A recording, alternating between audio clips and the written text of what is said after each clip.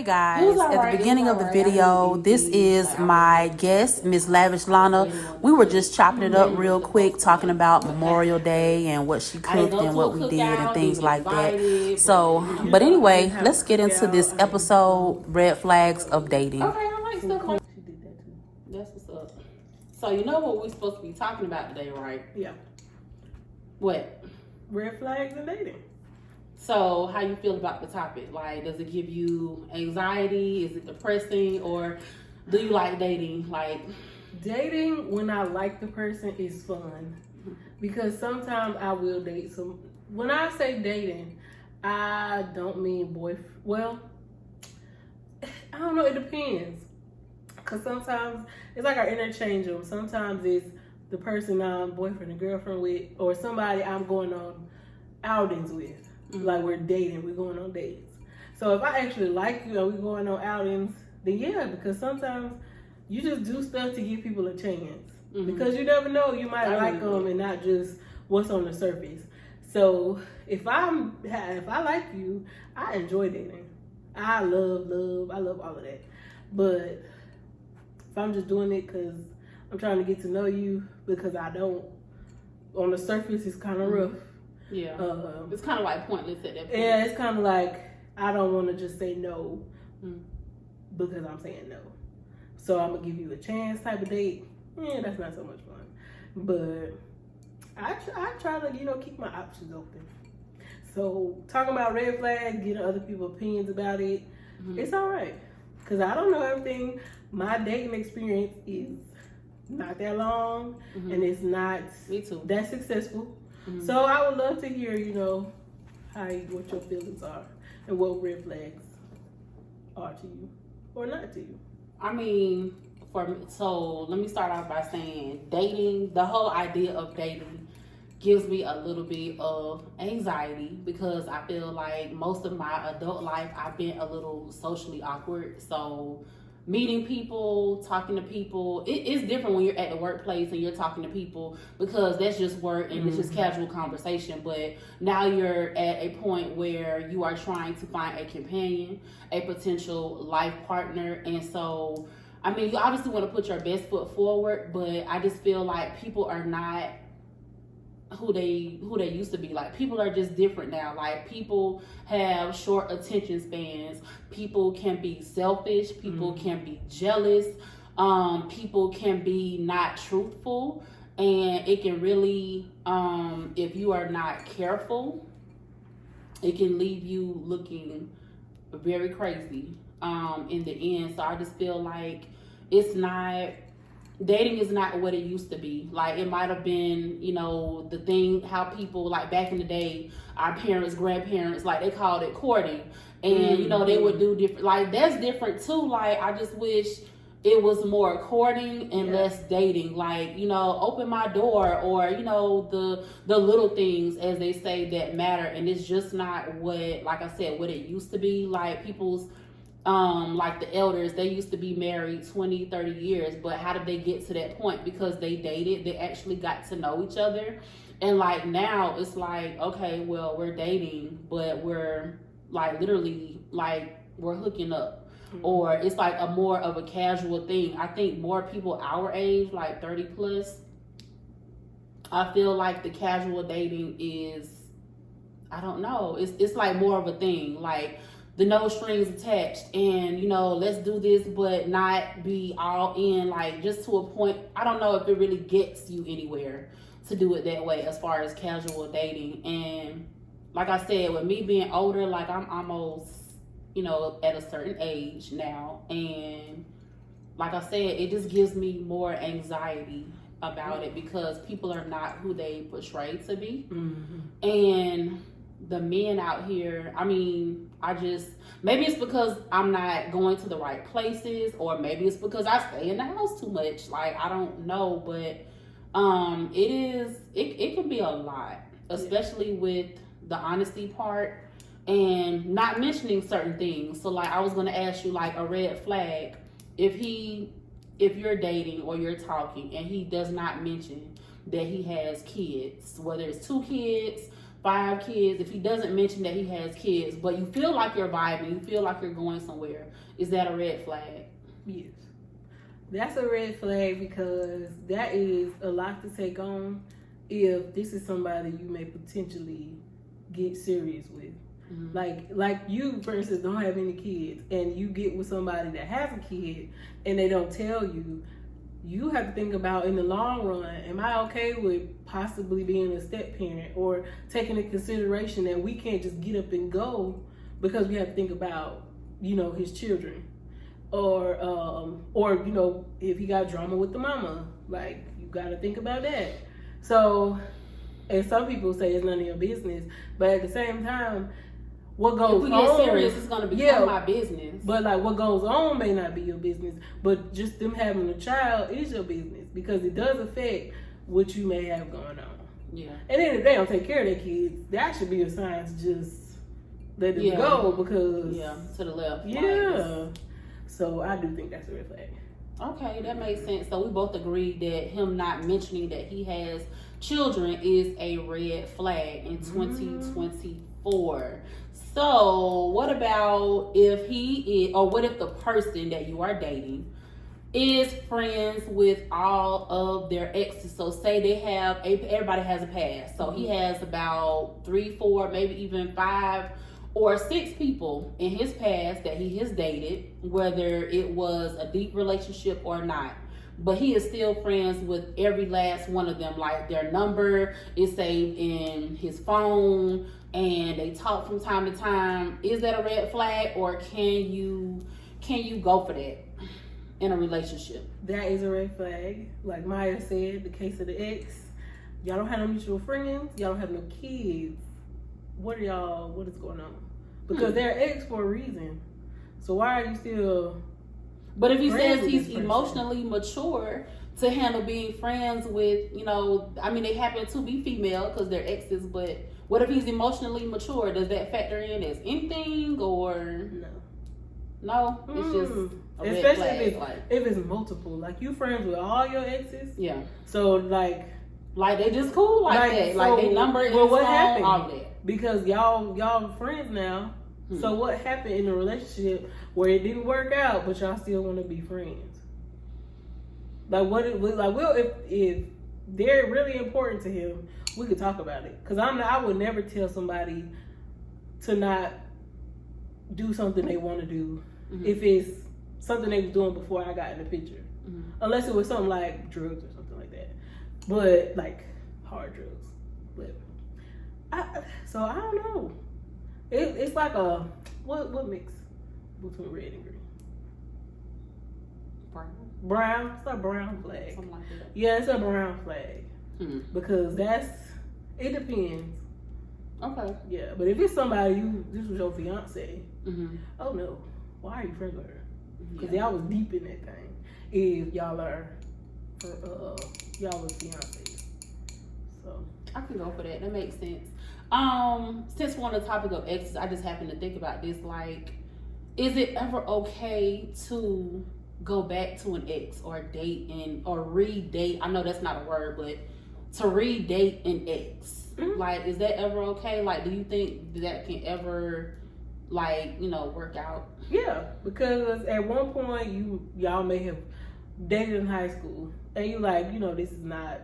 We about to go to college or separate from each other. This is not, you know, logical for us to be together, and we're not gonna be together. So y'all break up, maybe come back to your hometowns or something, then try it again later. But if it's an on and off thing, I would consider like, why are we on and off so much? So I'll take that into consideration. Have you ever thought about going back to an ex, or you just want to move forward and see what else could be out there, what God might have in store or whatever? I have, and yeah, I have. I feel like that's kind of taboo, like if you go back to an ex, but I don't know. It depends on what happened the first time. If you go back and it was abuse, or if they were not good for you, if they weren't good for you, then no, don't go back to them. But if y'all it's just something wasn't clicking at the time, or y'all had too much going on separately, then, you know, cheating. If they cheated on you, you shouldn't go back. Okay. But because that's just, I don't know. For me, if somebody cheated on me, I would constantly think like, am I good enough for this person? Are they going to want to cheat again? Like, what is he looking at on his phone? So it's like, if once you give me a reason to not trust you, it's kind of like, dang. But at the same time, if I take you back, it's kind of like, I need to not think about it because I'm back with you. Yeah. So it's like the first start. Yeah. So chance. I would say that's kind of hard to go back to somebody after they cheated on you. But okay. All right, so the next one, it might be an obvious one or maybe not, I guess, depending on the situation. So if the person that you are dating starts to act controlling, so what are signs of your partner like being controlling? Like, does that always have to be a red flag, or can that just mean that they're taking more of a dominant role in their relationship? it depends on what. Because I like a little bit of dominance in my relationship. I don't mind every now and then to be, like, you can take the lead. I want you to take the lead. Like, we're talking about, a guy who can potentially be like the head of my household and of our family. So what is controlling versus this person taking the lead and, things like that?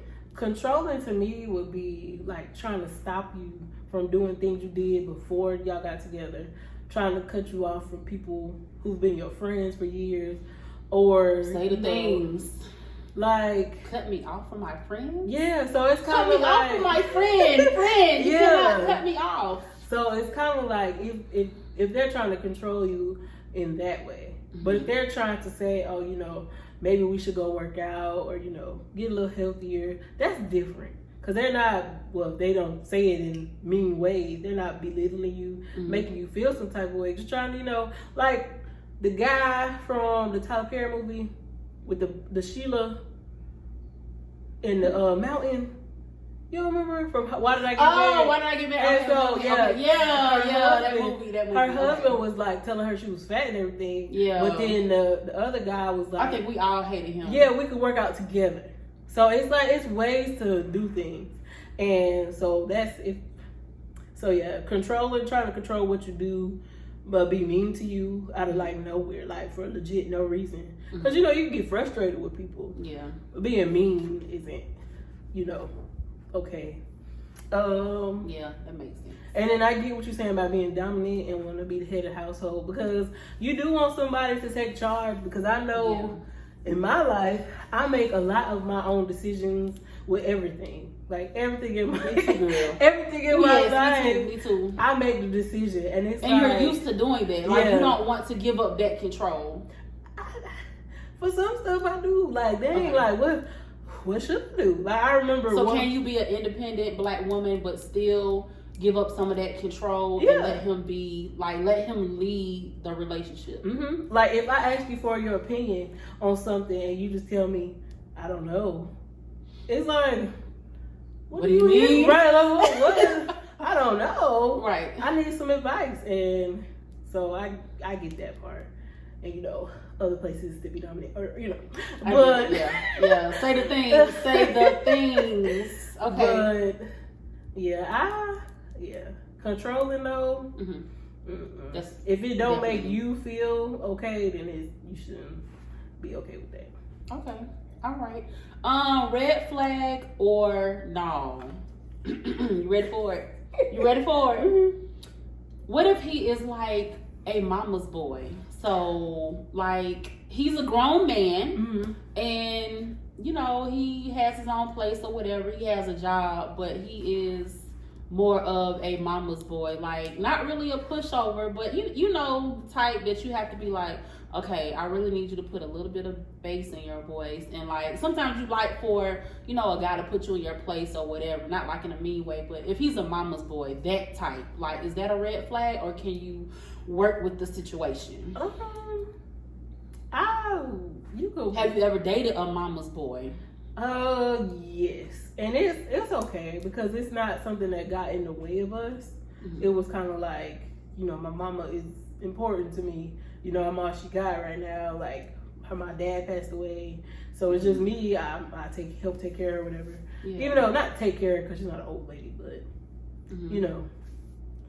But I can see how it could be a problem if the person is always putting whatever their mom got going on first. Like if y'all had plans and then all of a sudden my mom, she needs me right now, and it happens consistently. Right. Then that's kind of like, well, dang, like you dating me or your mama? Yeah. So. Because I always feel like your parents are important, especially as they get older. Yeah. So I wouldn't say it's a deal breaker. I wouldn't say it's a brown flag. Okay. It's a brown flag. All right. We need to figure out what color is between red and green. Right. Because I don't think it's brown. Yeah. I don't know. But okay. While you're looking that up, my next question would be, if this person that you are dating is a vibe, you're liking them, if they ghost you without warning, so let's say a week or a couple of weeks where you all are not communicating and they just it feels like they kind of fall off the map or something like that, do you feel like that is a red flag? Or could there be a situation possibly that caused them to ghost you? Like, how do you feel about that? Oh, it is brown. So I was right. Yeah. Yeah, you're right. Cross between red. Of course, and the science person would know. But yeah, it's brown. But okay. I would say that is a red flag, like a bright red flag. Okay. Because nobody that's really interested in you or cares about you is gonna take 2 weeks or however long and not talk to you. Like, I don't care what is going on. We have texting. Texting don't take nothing but 2 seconds, maybe a minute to say, hey, I got X, Y, and Z going on. Yeah.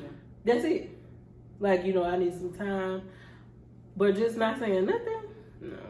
That is a red flag. I mean, so what if he's co-parenting with somebody and he had some stuff that he had like handle in the background? He didn't want to get you involved because he didn't want to get you upset or to worry, but he had to deal with that stuff on the back end or, behind the scenes. Would you be able to like work through it, or is that still at this age in 2 weeks? If I have not talked to you, and we aren't, even if we are official, that's weird to me.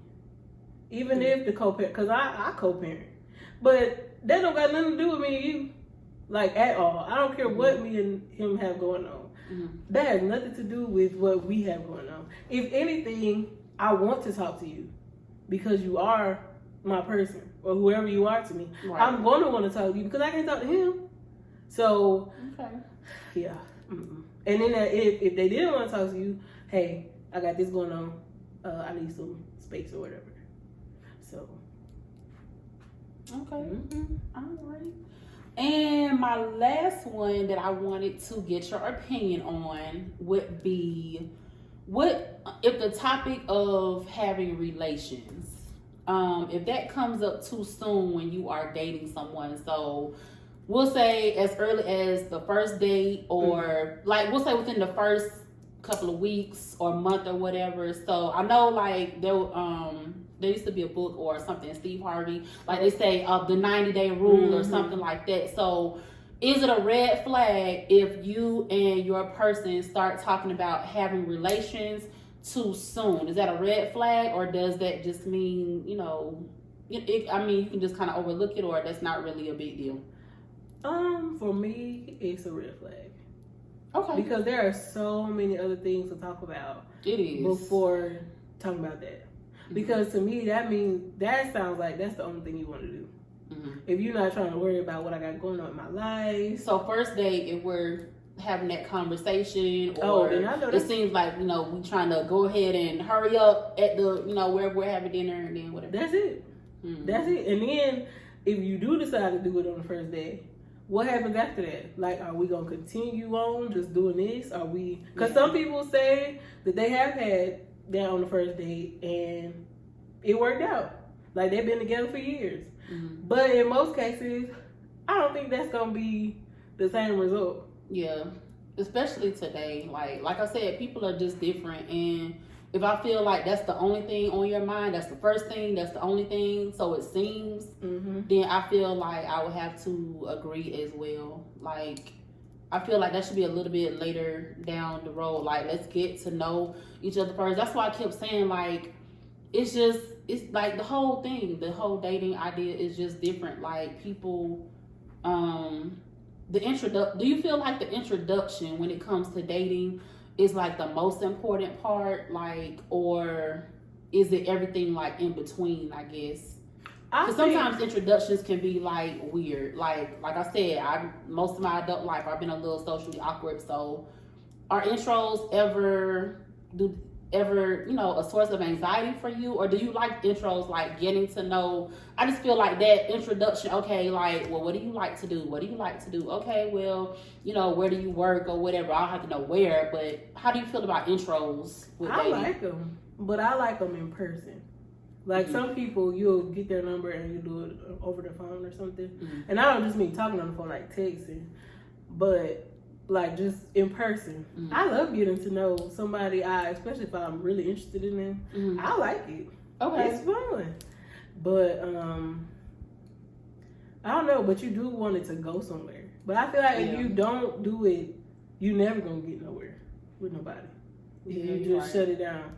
I like meeting people in person as well. Like, I'm trying to be like you when I grow up. Like, I'm so, oh my God. It gives me anxiety. Well, I mean, sometimes you do have, if it's really a vibe, like you do have like those butterflies, like you feel a little bit of chemistry and stuff like that. But and that's what I like about meeting people in person. Like, the last guy I dated for a while, we met on a field trip. He was chaperone for his kids, and I was chaperoning mine. And it was kind of embarrassing because one of my students saw him come over and get my number and everything. Oh, God, girl. And he was like, we don't do that. And I said, back up. So it was really cute. Like, it was really nice. Like, that was really cute. That's funny. But it didn't work out. But we had a good time until we did. So, but you move on. Yeah. And that's true. So I like it. Dating, when it's good, it's fun. But when it's not, it is kind of like, yeah, be a little awkward. Yeah. And then when it breaks in between, like for a while, I think me and him stopped talking, I want to say in April. No, it's actually October. We started talking in October. And we kind of picked back up in December, but things were not the same. And so from December to maybe February, I really wasn't talking to anybody. And then I kind of did, but I don't know. It's different. But I would say talking, not dating. Yeah, just so the in-person versus online. Yeah. Like, we see each other in person and everything, but it's mostly we just be texting. That's it.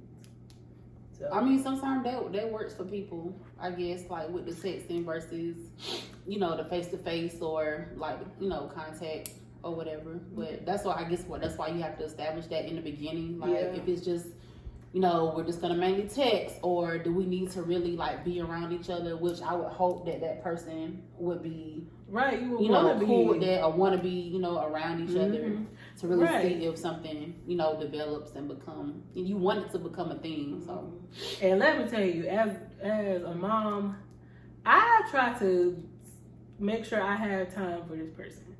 Like, not this person, but somebody I'm talking to in general. Because I know during the week, during school year, I am being a teacher and being a mama. And on the weekends, if you want to spend time with me, I don't want to always be the one to initiate it. But my time is free on the weekends. Right. So I would hope that person would, take into consideration that I only have time for real during the weekends. So if you don't want to spend time with me, then that's already... Yeah, it's understood. Yeah, it's like, I'm only free on the weekends for real. And an occasional week I may be free, but I don't know. But I'm gonna make time. I'm gonna make time. Right. That's it. If you don't make time for me, that's a red flag. If you do not make time, and I'm always saying we should do this, we should do, do you want to do this? Right. Trying to be available for you. Yeah, and you don't give me that same. So that's a red flag. It's the reciprocity for me. Yeah. Okay. So I just like with the whole idea, and then I guess I just kind of want to close with this. Like I just think about kids, like let's say high school age, 16, 17, 18. I just want these kids that like they take their little relationships so seriously. Like I just wish like from high school growing into an adult, if they would just, and even with our age group, I just feel like everybody just needs to slow down and figure out who they are first. I feel like that's key. Like you need to know who you are and what you want. And granted, you might not know that at 16 or 18, but you are becoming an adult eventually.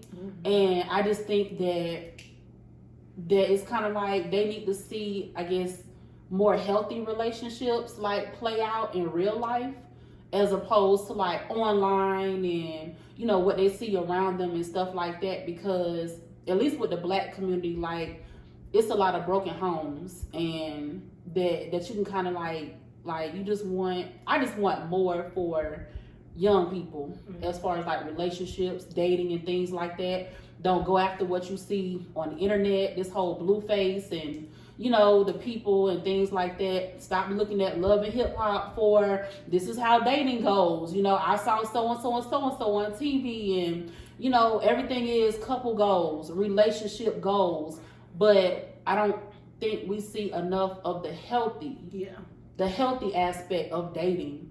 And I just feel like TV just kind of, I don't know, it's like it just gives to me, it's like a bad vibe. Like, especially for younger people that call themselves dating or liking somebody and stuff like that. Stop looking to the internet, the computer, and on like, how do you feel about the whole, because that's what this generation is looking to. Like, they see it on the internet, they see these relationships, Love and Hip Hop or these different reality shows, and feel like, oh, these are relationship goals. And it's just like, if you only knew, like if there were more, and I know that's just TV and those people are getting a check or whatever, but do you feel like that's kind of like with the younger people, like what they're looking towards, or do you really, or do you think that's not really? No, for sure. I think that they have access to more than we did growing up. Like they can see whatever they want to see on the internet, right? Like at an earlier age, everything.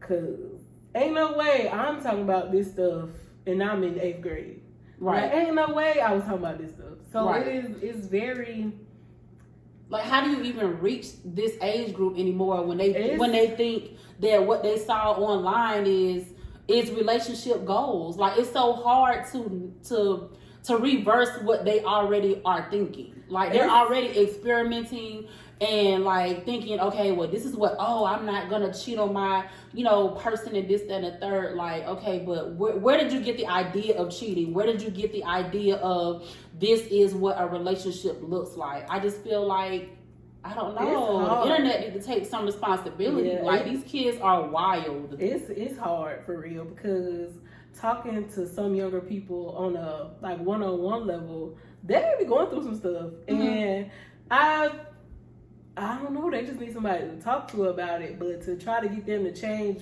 what they see every day, all day long, without you being there, it's kind of like you just got to tell them to do what they think is best for them, not what they see on the internet, not what they see at home, because a lot of them go through a lot of stuff at home too, and we don't see it, but we just gotta, I don't know. It's crazy. Because it depends. Like, their mama could be telling them the same thing, but they don't listen. Right. So if they hear somebody else say it, it might make a change. But, girl. Yeah. And then PORN too is giving them too many negative thoughts about SEX. Yeah. And I just... Yeah. Like, I don't know. Listen, we need a whole part 2 to this conversation, because that is a real, like, that's a real thing that somebody need to speak on it. It's like to talk to them. Like, listen, you're going to be grown longer than you're going to be a kid. Yes. And so if you have this kid, like if you mess around or whatever happens, and you have a kid young and stuff like that, don't just think that, okay, well, my mom is going to help me or whatever. Like, I hate to see it, but like teenage moms, and then you getting put out, or things happen that are within or not within your control, and then it's just like your life takes a turn, and then you just kind of give up on the whole situation. A lot of people, and not just children, but they don't realize stuff until it's in their face, until it's happening to them, until the baby is on the way. Like they don't realize a lot of stuff can change your life, and not just babies, but anything. Like you decide to go to some place you weren't supposed to go. Now your whole world is upside down. So it just, I don't know. You just gotta. That's my best advice. Is make better decisions. Like, think about it. Don't just do it because all your friends doing it. Even as adults, what is best for you? Think about what's gonna help your life. Right. So, right. It wasn't. Okay. It was something else I wanted to mention, but I forgot it. I should have wrote it down. But okay, so I feel like at this point, with what you have said and the things that we have talked about, I feel like we need everybody else to join the conversation about dating in 2024. So if you are feeling this episode, y'all go ahead and like, comment, and subscribe. And I want to thank you all for tuning in to the Smart Girl Podcast.